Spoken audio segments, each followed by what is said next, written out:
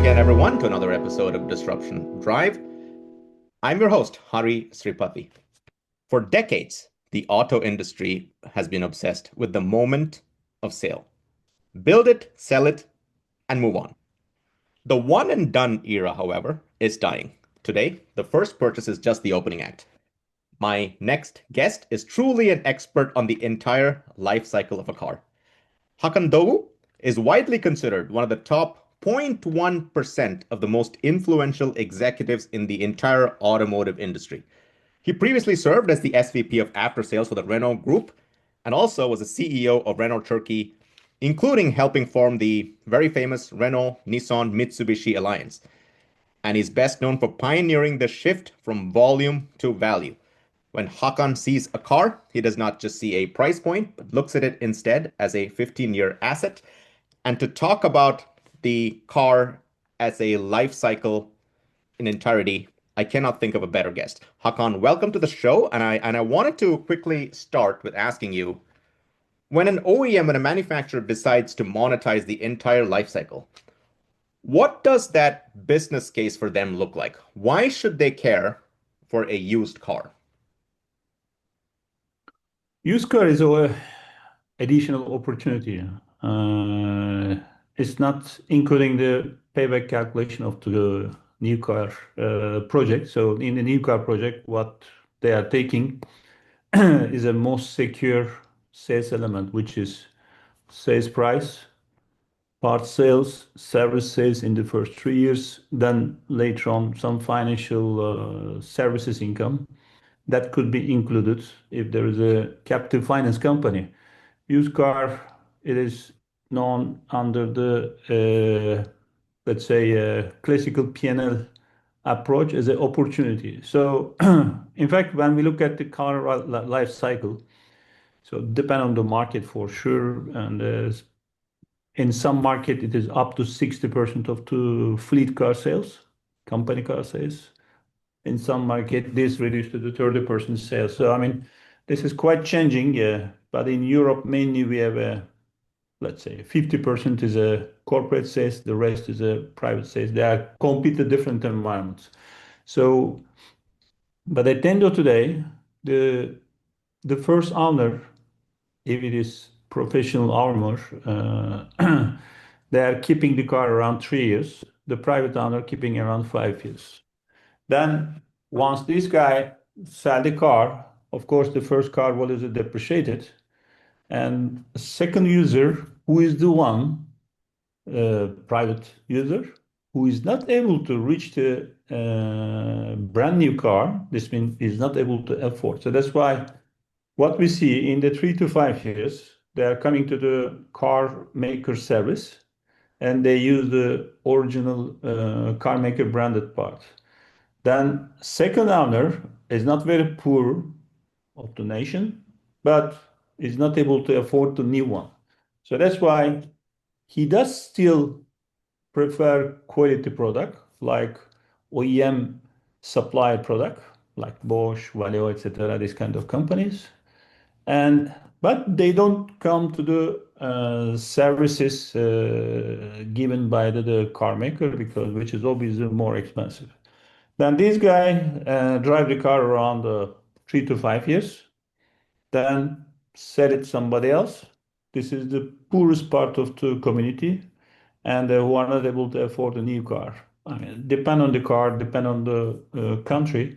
The depreciation goes up to 70 to 80% when we come to the 8 to 10 years car. And then car maker are not able to sell except the captive parts, any parts to these kind of customers. Even the OEM supplier are not able to sell. Who is selling is what we call is the exotic suppliers. Exotic supplier, they are not providing the quality. They are just providing the functionality. And the quality level is not great. So as you see the very old car and the turning parts, they prefer quality part, but in the classical parts, interior or body, they prefer, let's say, cheap parts. This is because of the residual of the car is completely slumped down, and also purchasing power of the driver is not Absolutely. there.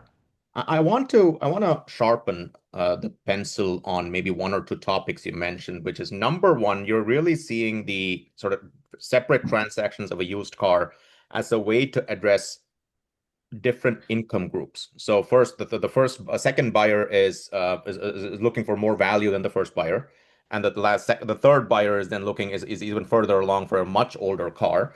But I also, and you mentioned an important point about parts, and you said that look, the OEMs tend to have their original parts are of course the highest quality, and they dissuade buying third party parts. But you've also talked about the total cost of ownership of a car, which, by the way, most drivers tend to underestimate. And I want to ask you, is there a move towards interchangeable parts? Because if as OEMs start closing the loop on parts themselves and telling, like example, like in a BMW car says you can only use a BMW part, it actually increases, in my mind at least, and I would love your perspective. The total cost of ownership increases because now you're limited to only certain parts. And I know you have led an effort to, recycle parts, interchangeable parts. And so I want to ask you about that a little bit, right? So where do you think, how do you think of parts, the parts ecosystem to actually increase the affordability and therefore lower the total cost of ownership for a car? In fact, the origin part is the part that we assemble the car. Okay. Generally, the car maker responsibility is, I mean, in the normal life cycle, not to the current electrical car ecosystem, which has been changing very fast. The car life cycle is around 6 years. Very few iconic one maybe goes up to 10 years with some carryover parts. These are the origin parts. Then later on, car maker has an obligation to give the service 10 years after the end of life of the car. So we talk about 16 years of the life cycle. And then OEM part supplier like a Bosch, Delphi, and this kind of companies, they are generally OEM supplier of the car maker. Sometimes very high runner part like a brake disc, etc. The other guys, the other, let's say, non-OEM supplier of the car maker is doing this kind of parts, but if there's a volume. But generally speaking, OEM part, OEM supplier part is still high quality. And of course, OEM, OES part is a 100, then the OEM supplier part is they position 90, 95. So there is always a competition in between two, and that define the market. So then interchangeability between these two parts is very easy. Then you have the aftermarket adapted one. So aftermarket adapted one, by avoiding the IP, etc., they are creating the adaptable part, and this is okay for the movable part, inner decorative part, but for the body part is quite difficult because there are some IP issues, some patent stories, and that make the life is quite difficult. However, we see incredible range of the adaptable part in the market. So then what the customer choose? So as I said, the first customer doesn't want his car or his her car to depreciate it with the non-original part, right? But the second is okay to use the OEM supplier part, but third one is they don't care because depreciation is already there. So there is an incredible adaptability, interchangeability on the part number. That's not an issue. What is issue in the recently in the what we have seen in the last 6, 7 years due to this electrification effort that create incredible complexity, particularly on the hybrid car, PHEV notably, is a incredible,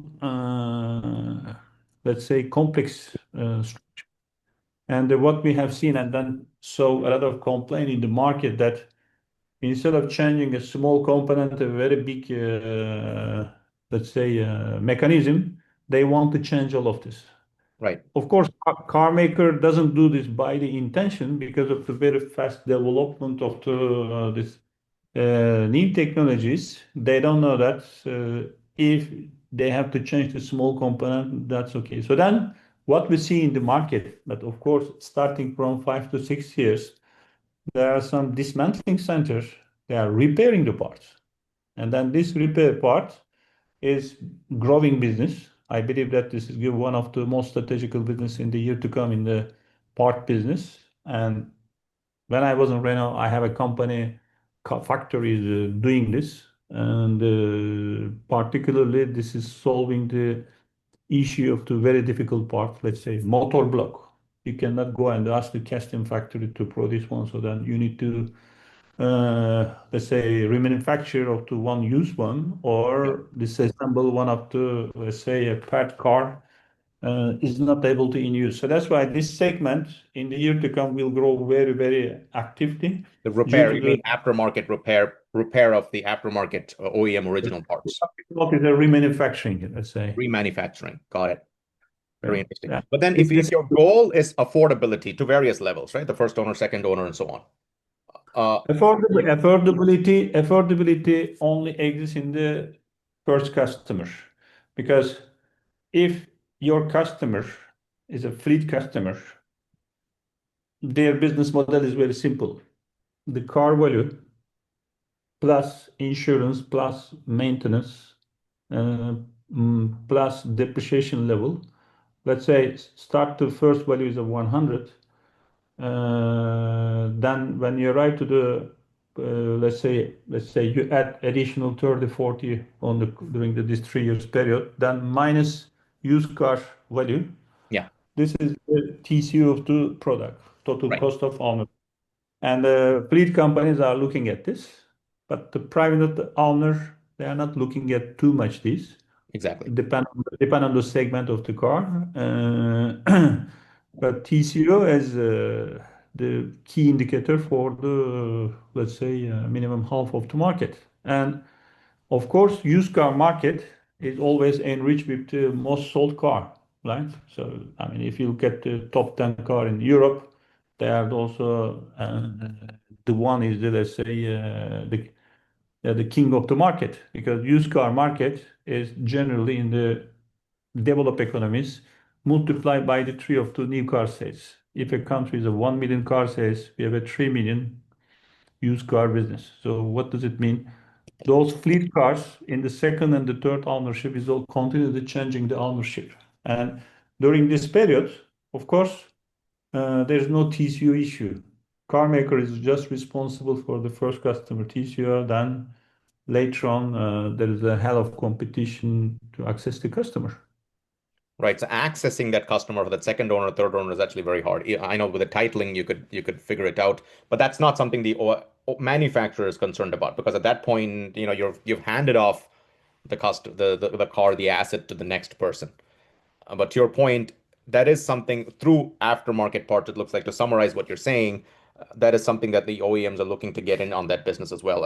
And I want to ask you a question based on, of course, look, there's this interest in the manufacturers to create this closed loop of ownership, but we're seeing a secular trend towards software-defined vehicles. Now, that defined essentially meaning software, we started drive-by-wire, brake-by-wire, accelerate-by-wire. But we're seeing basically software start performing a lot of these functions. Hard components still remain. But how does a software-defined vehicle make this ecosystem? What are the implications on the ecosystem for car ownership? I mean, once we talk about software-defined vehicle, we are talking about the electrical vehicle, which doesn't mean necessarily all of them has to be electrical. You can do it in the combustion engine as well. So software-defined vehicle is coming from the Tesla innovation, because Tesla wants a startup. For example, they want to buy the brake system from a big OEM supplier, but as they have the startup, they have a very tiny volume. And they say, okay, this is the mechanism, this is the ECU. I cannot program with for you. Use it. And Tesla, of course, had a big difficulty. Then once they faced this kind of difficulty, in a very smart decision, they make a central computer.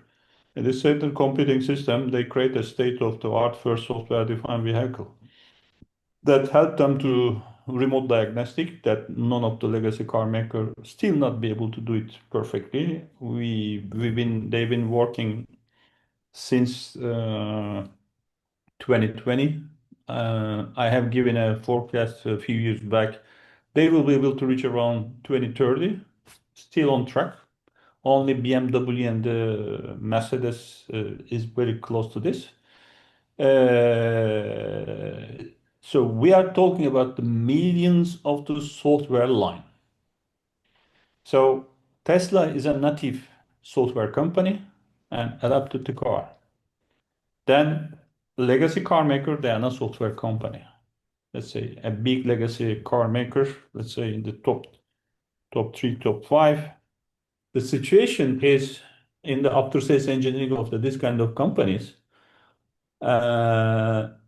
15 years ago or 10 years ago, number of the after sales problem arising, it was a 80% is a mechanical, 20% electronic software related. Now is a complete opposite. But as those companies, they did not change the structure. They are still keeping the same people. Most probably they have 80% mechanic related engineering stuff. So these mechanical related engineering stuff cannot respond to this software requirement. That's why several legacy car makers, like say Volkswagen, they created specific branch to deal with this. Some other they make the overseas agreements. Some of them, let's say, they made a deal with the company like a Qualcomm to buy directly the platform of the not to touch to anything. So the main difference is here, software became integrated part of the car. Right. That's the point.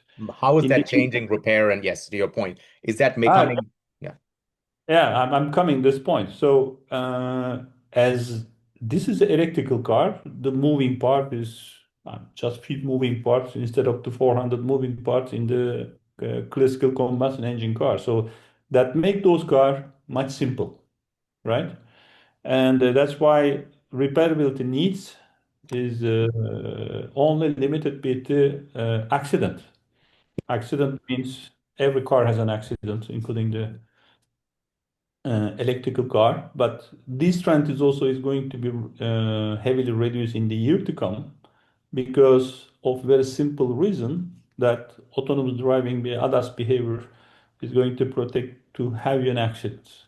So once we look at this repairability is less, but once you need the repairability, it's hell of expensive and as well as hell of difficult. more People complex? give example of the Tesla, etc. I mean, Tesla's after sales price is totally not reflecting the reality. So we will most probably see that Tesla is going to increase their after sales price because their profitability is slumped down. That's why they stopped the Model S and X. Yeah. So they concentrate on the Model Y. Why? Because they cannot compete in this craziness of the technological shift. So basic answer to all your question after the all discussion. Yes, less repairability, no maintenance. Repairability even get less and less through the autonomous driving behavior in the 5 to 10 years. But once it happens, it's bad. Fair enough. So But I want to, okay, let me change topics almost entirely. And I want to talk about a pet peeve of mine. And I know one of the areas of deep expertise you have that you actually talk about is geopolitical impact on the automotive industry. And I want to ask you a simple question. Are we overdoing deglobalization?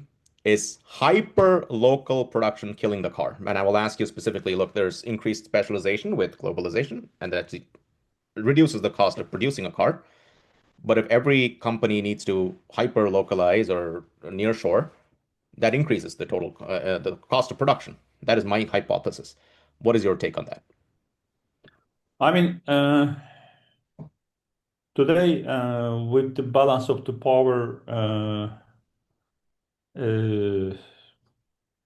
was challenged by the China in the world towards the Western economies. And Western economies were the boss of the world in the last 500 years is no more boss. This is exploded starting from United States with the Trump policy putting the tariff negotiation every week you have another crisis, etc. The rule-based order that we know is a finishing. In the rule-based order that's finishing, that make life is very difficult. So what we have seen today is a very chaotic period. So once we see that the chaos, let's say a glass of water, you're swirling the glass of water, you see a chaos. But once you put it down, it stabilizes. This is the rule of the universe, always from chaos to stabilization. So we will see the stabilization. And many people say, okay, globalization is dead, etc. So I cannot give this kind of comments. We will see very different world than the what used to have, which means, for example, electrical car hype is a slowdown. But electrical car, in the meantime, gain an incredible support on the important part of the, let's say, consumer in the all around the world.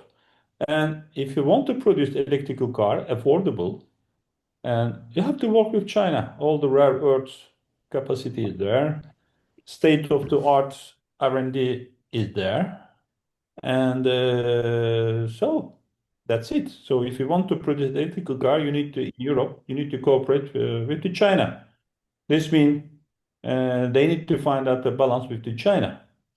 And if you look at autonomous vehicle, this is going to be the future. So the boss of the autonomous vehicle is United States because of the superior chip technology. Chinese still couldn't give it up. But in the meantime, United States, they don't have the sufficient energy for the data center. But the China is a superior on the energy.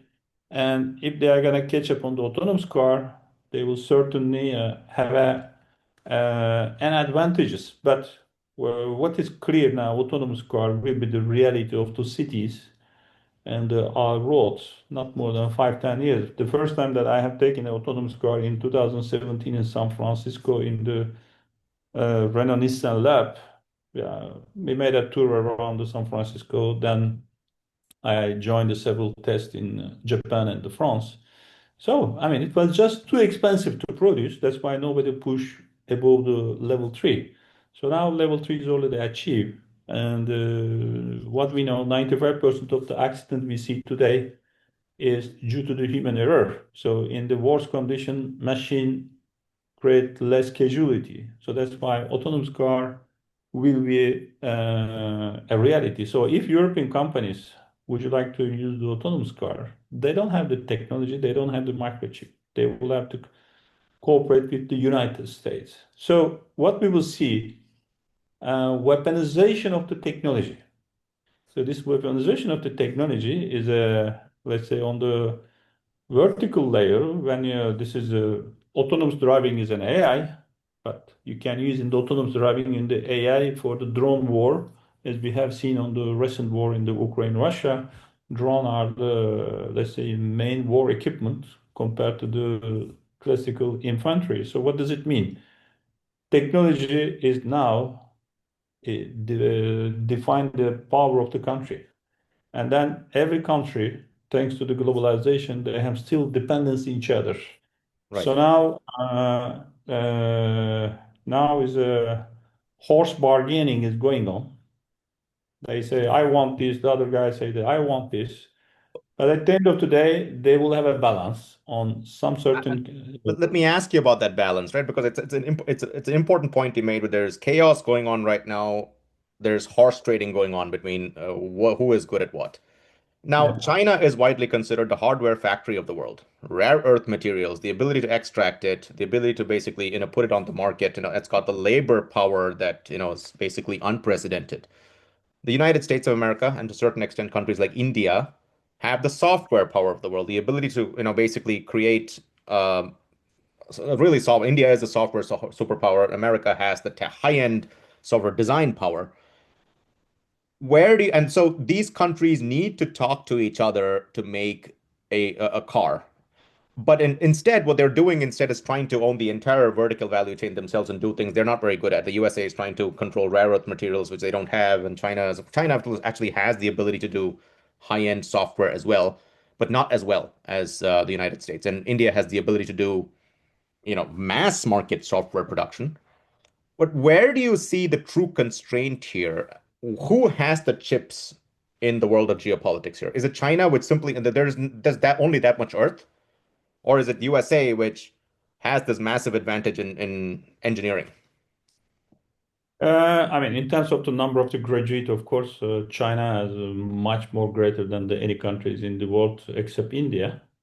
Between India and China, the main difference is India is the largest democracy of the earth. This is also bringing, let's say, a lot of disadvantages.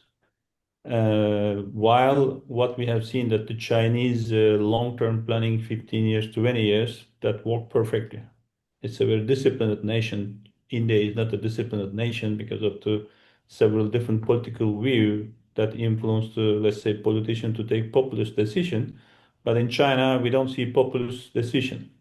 So this is the weakness of the democracies. So today, the superiority of the United States is coming from the legacy. China did not develop this because they were buying from United States.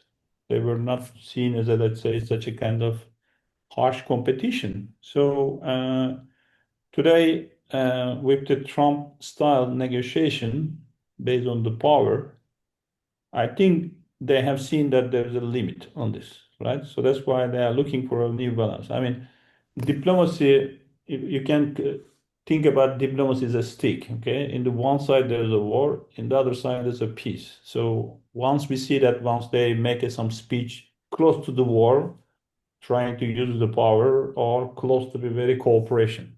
Yeah. So, I mean, look at the India position, it's a very good example. India is demonized by the European Union because of the very close relationship with Russia. Putin was just there. Is considered as a war criminal in European Union.